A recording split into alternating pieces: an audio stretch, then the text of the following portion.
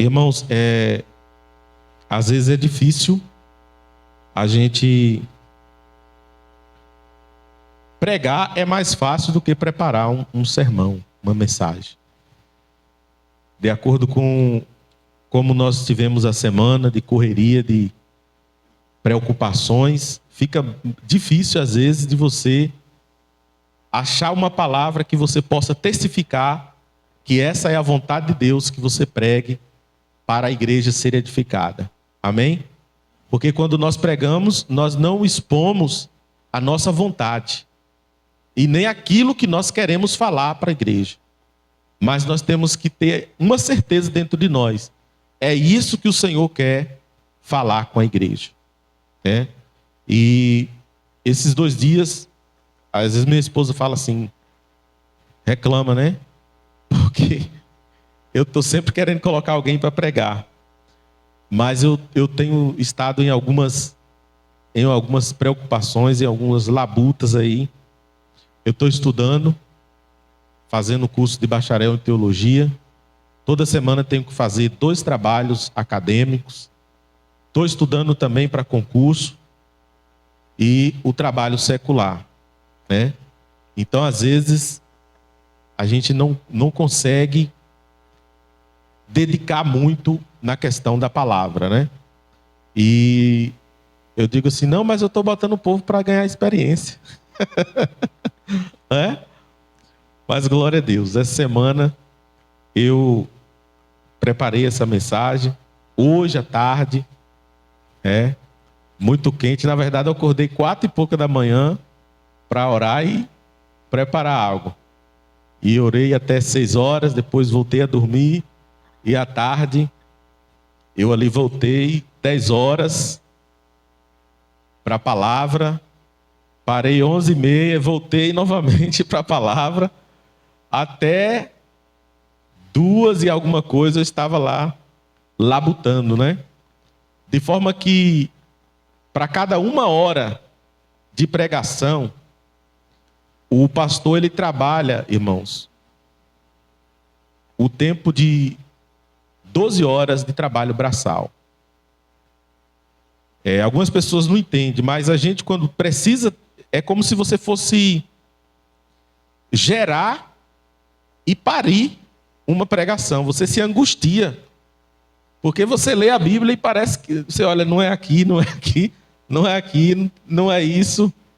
E você fica, meu Deus, onde é então? E você tem que entrar numa conexão com o Senhor, aonde seu espírito vai testificar, é isso aqui. E quando você termina de anotar aqueles pontos, você respira aliviado, né? Eu nunca parei não, mas eu acho que é a mesma coisa. Cada sermão, até a gente conseguir colocar ele para fora no papel, a gente fica angustiado. E se alguém ficar tentando tirar a gente do foco, a gente fica até perturbado, né? Então, é complicado. Mas o Senhor me chamou a atenção nesse texto, em algumas coisas. Observe aí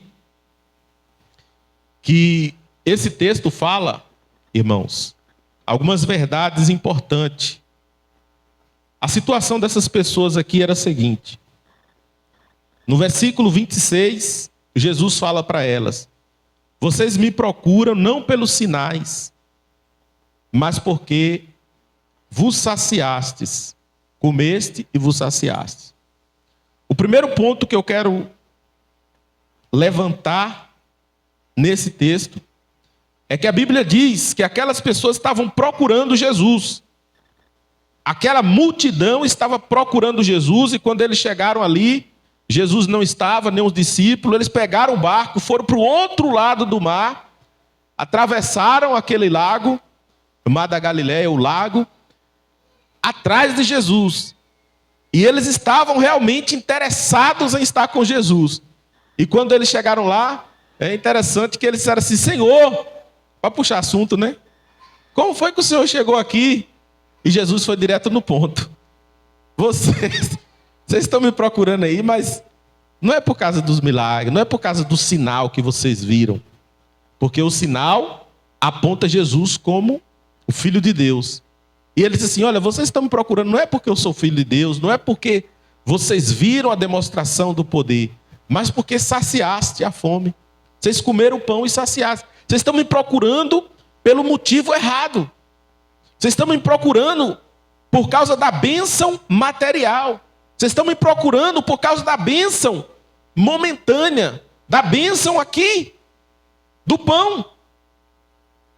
Jesus, então, quando ele levanta essa questão, irmãos, interessante que ele não estava nem preocupado em desagradar aquele povo. Olha aí, irmãos, ele sabia quem ele era. Não estava interessado em agradar aquele povo. O povo chegou: Senhor, como foi que o Senhor chegou aqui? Né? Jesus disse assim: vocês não estão me procurando pelo motivo verdadeiro, estão me procurando pelo motivo falso. Mas aí, no versículo 27, Jesus dá uma luz para aquele povo, dá uma instrução. Trabalhai não pelo alimento que perece, mas pelo que permanece para a vida eterna. Observe que a busca daquele povo estava focado no alimento que sustenta a vida aqui na terra. E Jesus disse assim: olha, é como se ele tivesse dito: o mesmo empenho, o mesmo esforço que vocês tiveram de atravessar o mar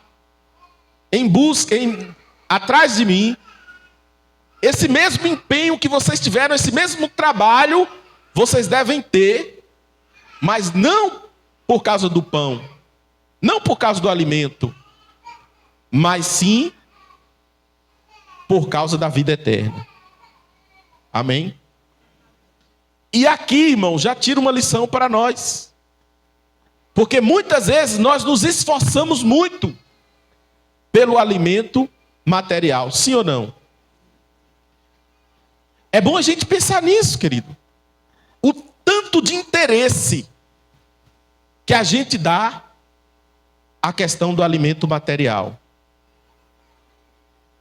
Por exemplo, a Bíblia diz assim: aquele que não trabalha, quem não trabalha, os irmãos falaram tudo com medo. Quem não trabalha, não coma. É. E é verdade, nós temos que nos esforçar por essa vida material, pelo trabalho, principalmente, irmãos, depois que a gente casa, né, que a gente tem família. Alguém nas redes sociais escreveu assim, que nós temos a primeira versão da vida, é uma amostra grátis, né? Até os 18 anos, que é uma amostra grátis. A gente não sabe, né?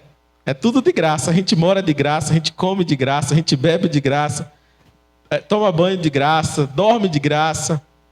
Tudo que a gente tem é de graça. É uma versão grátis, né? É uma amostra grátis. Depois do casamento, é tudo pago, né?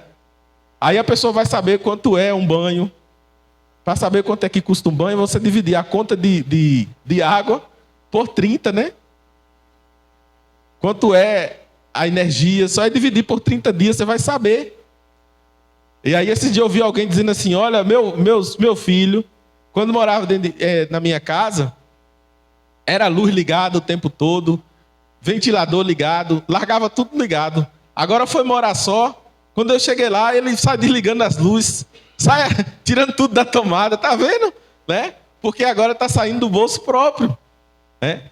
Então, mais interessante, irmãos, que, voltando aqui para o texto, a questão do trabalho que a gente tem, do empenho que a gente tem, quando é relacionado à vida material.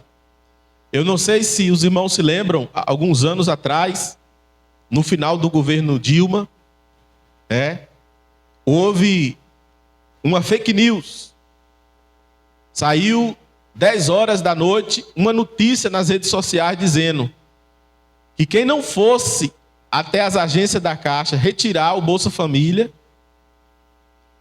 aquele dinheiro daquele mês ia se perder. E não ia mais ter não, Bolsa Família. Não sei que ideia o povo... E quando foi 10 horas, irmão, da noite, o povo foi tudo para as portas da Caixa. Todo mundo. estava lá tentando tirar o dinheiro porque era a última parcela e ninguém queria perder. E de forma que no outro dia a Caixa teve que abrir para atender o povo, naquele desespero, mesmo que explicasse, gente, isso não existe, é mentira, mas o povo, não, eu quero meu dinheiro. E foi uma loucura, deu até polícia lá para tentar apaziguar o povo. Não tinha quem explicasse para o povo que não era verdade aquela notícia. A Caixa teve que abrir um expediente extra para pagar aquele mês para todo mundo. Mas ali foi uma mentira. Mas o que eu estou tentando chamar a atenção é o esforço que as pessoas têm quando é relacionado ao material. Quando é relacionado a dinheiro. Quando é relacionado ao pão. O esforço que as pessoas se dedicam. E Jesus disse assim, olha, trabalhai. Não pelo pão que perece, mas por aquele que permanece para a vida eterna. É como se ele estivesse dizendo assim, olha, eu acho bonito o esforço que vocês fazem pelo pão material. Deve sim se esforçar, mas vocês também devem fazer esse mesmo empenho pelo trabalho espiritual. Amém, queridos? E eu quero terminar esse ponto perguntando para você. Você tem trabalhado pelo alimento que permanece para sempre? Você tem se dedicado, se esforçado pelo alimento da vida eterna? Fica essa pergunta para a sua meditação. Em segundo lugar, o que faremos para realizar as obras de Deus? No versículo de número 28, se não me falha a memória, eles perguntam, disseram, pois, que faremos para realizar a obra de Deus? Agora, antes de entrar nesse ponto, irmãos, observe que Jesus aqui no versículo de número 27, na última parte, ele diz assim, pois Deus o Pai colocou sobre ele o selo de aprovação. Nós, eu e você, temos uma necessidade de aprovação. Sabia disso? Lá no fundo, tudo que nós fazemos, nós estamos buscando aprovação. E Jesus, ele estabelece aqui uma coisa interessante, ele levanta essa questão. Sabendo ele que todo ser humano tem a necessidade de aprovação, ele diz que está sobre ele, que o Pai colocou nele o selo de aprovação. E é interessante pensarmos sobre isso. Eu e você queremos a aprovação. E Jesus disse assim, eu tenho a aprovação do meu Pai. E por que Jesus tinha a aprovação do Pai? Porque ele fazia a vontade do Pai. Amém? Se eu e você também queremos ter a aprovação do Senhor, nós precisamos fazer como o Senhor Jesus. Fazer a vontade de Deus. Fazer a obra de Deus. Amém, irmãos? E como, aí eles levantam essa questão, como nós podemos fazer a vontade do Pai? A Bíblia diz, lá no livro de Isaías, que Deus nos criou para o louvor da sua glória. O propósito, o objetivo da nossa existência é glorificar o nome do Senhor. É viver para a glória dele. E para isso, cumprirmos, nós precisamos fazer a vontade de Deus. Então a grande pergunta que nós temos que fazer é qual é a vontade de Deus. Amém? Eles perguntaram, o que nós devemos fazer para cumprir a obra de Deus, para realizar as obras de Deus? E Jesus disse assim, versículo 40, a vontade de Deus é que todo aquele que me vê, todo aquele que olhar para o Filho do Homem e nele crer, tem a vida eterna. E no último dia eu ressuscitarei. Versículo 47.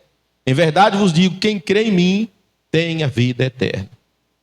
A primeira obra que nós temos que fazer, que nós temos que realizar para cumprir a vontade de Deus, é crer em Jesus. Amém? A Bíblia diz, desde o início do ministério de Jesus, quando ele começa a pregar, lá no livro de Mateus, ele diz assim: arrependei-vos e crede no Evangelho. Amém? Então, se nós queremos a aprovação de Deus, e se nós queremos fazer a vontade de Deus, em primeiro lugar nós temos que crer em Jesus. Nós temos que acreditar nele.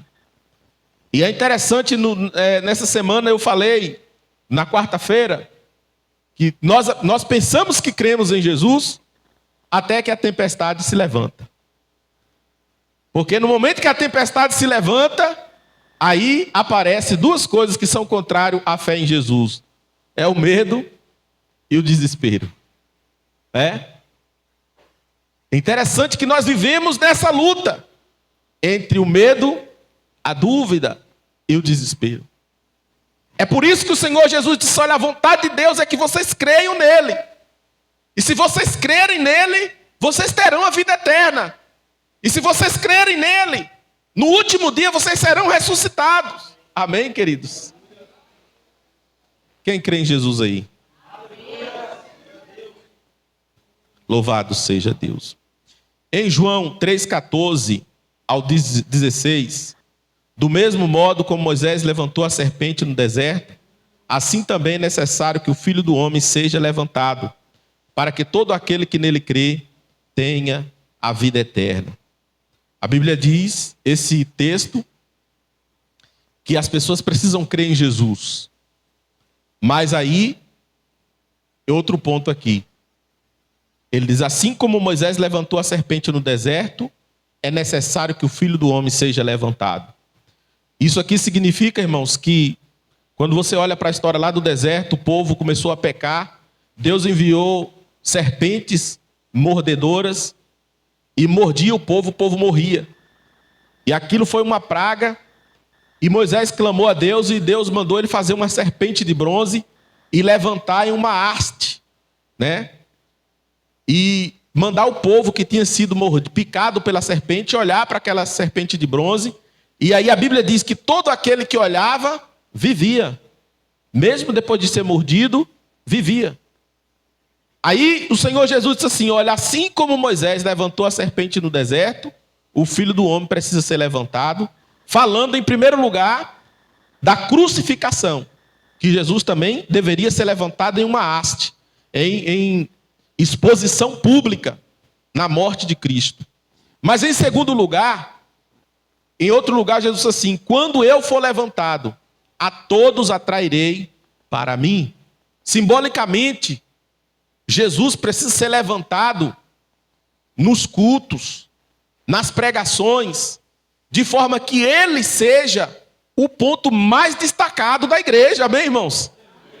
Então, na fé cristã, nós pregadores, pastores, irmãos de igreja, nós temos que levantar a bola de Jesus, amém? Nós temos que levantar o nome de Jesus, nós temos que colocar Jesus em destaque no nosso culto, em destaque na nossa pregação, porque Jesus Cristo é o centro da doutrina cristã, Jesus Cristo é o pilar da nossa fé, Jesus Cristo é o alicerce da nossa fé, Jesus Cristo é o alvo, é o autor e consumador da nossa fé. Então nós não podemos levantar outro assunto, outra doutrina, além de Cristo, amém? E aí, quando nós levantamos Cristo, as pessoas olharão para Cristo, e aqueles que olharem para Cristo, crerão em Cristo, e aqueles que crerem em Cristo, serão salvos. Glória a Deus. Amém, irmãos? Em segundo lugar, nós temos que levantar a Cristo, nas nossas pregações, apontar a Ele, apontar a Cristo Jesus como o autor e consumador da nossa fé, como o resumo de tudo, irmãos, é Cristo. Paulo disse, 1 Coríntios capítulo 3, o versículo 11, e não podemos levantar outro fundamento, além do qual já está posto, o qual é Jesus Cristo, amém? E os apóstolos falaram também, irmãos, sendo pois edificado no fundamento dos apóstolos e profetas, o qual é Cristo Jesus, o nosso Salvador. Então, o assunto da nossa fé gira em Jesus Cristo, amém? Então, dessa forma nós podemos dizer que Jesus Cristo é o alvo da nossa fé. Jesus Cristo, ele é a fonte e também é o alvo da nossa fé. E se nós queremos fazer a vontade de Deus, em primeiro lugar, nós temos que crer em... Ninguém vai conseguir fazer a vontade de Deus. Ninguém vai conseguir agradar a Deus ignorando Jesus. Quem está entendendo, irmãos? Porque aí, Jaime, tem pessoas que dizem assim, o importante é fazer o bem, fazer as boas obras, e ignora Jesus Cristo. Eu conheci um rapaz que dizia assim, tem 10 mandamentos na Bíblia, rapaz. Escolhe um e cumpre, tá bom demais. Não precisa cumprir os 10 não, cumpre um só e tá bom. Qualquer tentativa de formar uma religião, ignorando a figura central de Jesus Cristo, irmão, é uma falsa religião. A religião das boas obras, a religião do coração bom, a religião da bondade, a religião, tantas outras religiões que existem, ignorando Jesus Cristo. Nós não podemos levantar outro, além do qual já está posto para a nossa fé, que é Jesus Cristo. João 20, Jesus trata de um assunto interessante ainda nesse ponto, que foi quando Tomé, João 20, versículo 25 em diante, Tomé ali não cria, e ele levanta essa questão. No final, versículo 27, Jesus diz assim, Tomé, seja crente e não incrédulo. E qual foi o texto? Esse texto fala que Jesus, o texto bíblico, a partir do capítulo 20 de João, ele diz assim, muitos outros sinais foram feitos pelo nosso Senhor Jesus Cristo, os quais não estão escritos nesse livro. E se todos os sinais fossem escritos, não haveria livros que caberiam. Estes, porém, foram escritos para que creiam que Jesus Cristo é o Filho de Deus. E crendo nele, tenham a vida eterna. Amém? O objetivo dos sinais, o objetivo dos milagres, era apontar Jesus como Filho de Deus. O fim não era o milagre em si. O fim não era o sinal em si. O fim era apontar Jesus como Filho de Deus, para que o povo entendesse que somente o Filho de Deus podia fazer aquelas obras. E entendendo que Jesus era o Filho de Deus, então colocariam a sua fé na pessoa certa. E se colocar a fé na pessoa certa, aí Jesus disse, crendo nele, sejam salvos. Amém? O versículo de número 29, ainda desse texto de João 20, ele disse assim, bem-aventurado, 27, 28 e 29, esse texto aí que eu estou comentando nesse momento. Bem-aventurado aqueles que, porque viste, crestes, bem-aventurados que não viram e creram. Aí ele começa, muitos outros sinais foram feitos pelo Senhor. A questão aqui, irmãos, é que alguém pode crer em Cristo, mesmo sem ver os sinais miraculosos. Amém? Olha aí. Porque vistes, crestes, bem-aventurado aqueles que não viram e creram. E como foi que eles creram se eles não viram? A fé vem de quê? De ver? Aí vocês pegaram então, amém, irmãos? Porque a fé não é de ver. A fé vem pelo e o ouvir. Então você observa aqui que existem duas formas